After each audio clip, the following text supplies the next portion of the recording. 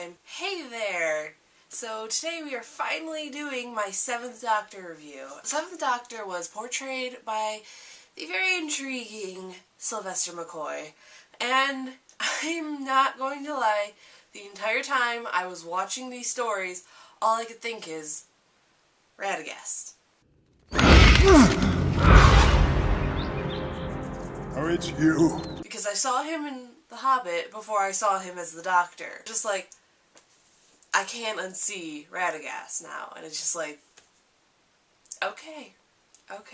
Just to give you guys a little bit of a heads up about how I got my analysis, I'll give you the stories I watched, which were Curse of Fenric and Delta and the Bannerman. My initial reaction is he's kind of really cheeky, and a bit of a sarcastic little shit sometimes. So he's a bit flamboyant.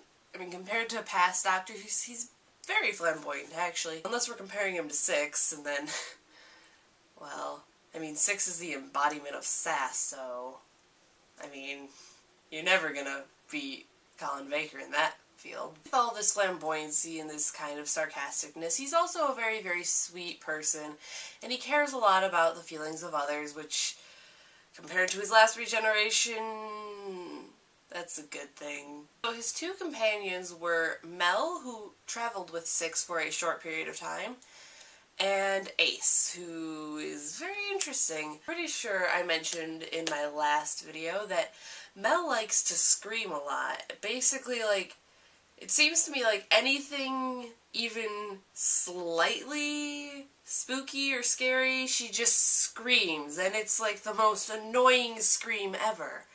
Like, I know a lot of the female companions of the Doctor scream. Like, trust me, I've watched the show long enough to know that they scream a lot. But it's just like, Mel takes us to a whole other level, and it's... oh, it's like the worst scream ever. Like, it's a good, realistic scream, but it's just like, sound-wise, I'd really rather not hear it. Then Ace just seems like the complete opposite. I mean, I only watched one story with Ace in it, but it just seems like she's a lot less afraid of things. And, I mean, the girl can make nitro bombs. She knows how to use nitroglycerin. How... I mean, she's younger than I am, and she knows how to do this. That's just, like, insane. Which, I mean, of course, the Doctor doesn't really approve of her bombs, but, I mean, he'll use them to his advantage. Because he's not an idiot. With his series, I feel like there's a lot more drama packed into it. It's like both stories that I watched, they kind of seemed like constant drama, like every second there'd be something more dramatic than the last second, and it's really interesting though, because I mean, with the past it's been more like, this is a sci-fi show, this is educational, this is, you know, adventuring and stuff, but not really like, oh hey look, this person just died, we don't know why, and we're not gonna find out why until the last episode of the story. And with more drama comes kind of nastier villains. I mean, you've got villains like the Rani, who is just... she's another Time Lord, and she's kind of, like, I can't even think of another villain to compare her to give you a good example of her. It's just kind of like, she's just pretty nasty. As a person who enjoys the villains and things, I really like her. But at the same time, it's like I like how much I hate her.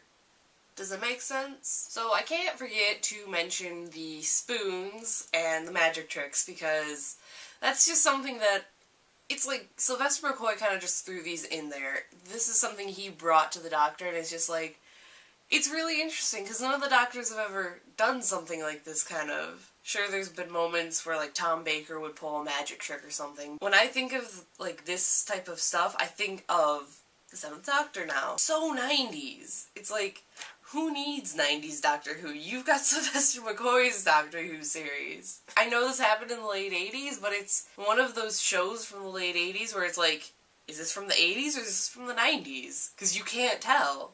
So overall, I did like the 7th Doctor. I mean, he's not my favorite or anything, but I would like to watch more. I like Sylvester McCoy's Doctor. He's interesting, and yeah, I mean, It's a good doctor. Well, that's my review. If you've liked this video and you want to see more, you can click the subscribe button, and I make videos every so often. I try to make it at least once a month.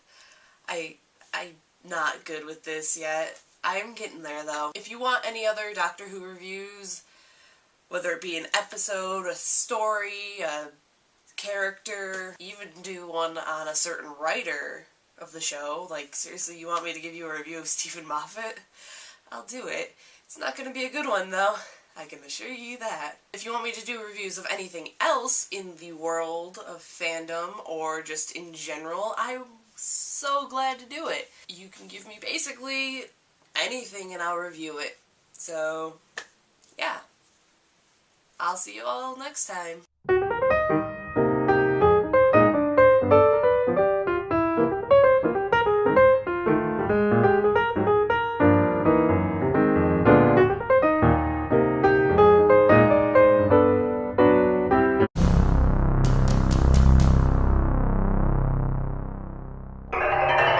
Blah, blah, blah, blah, blah.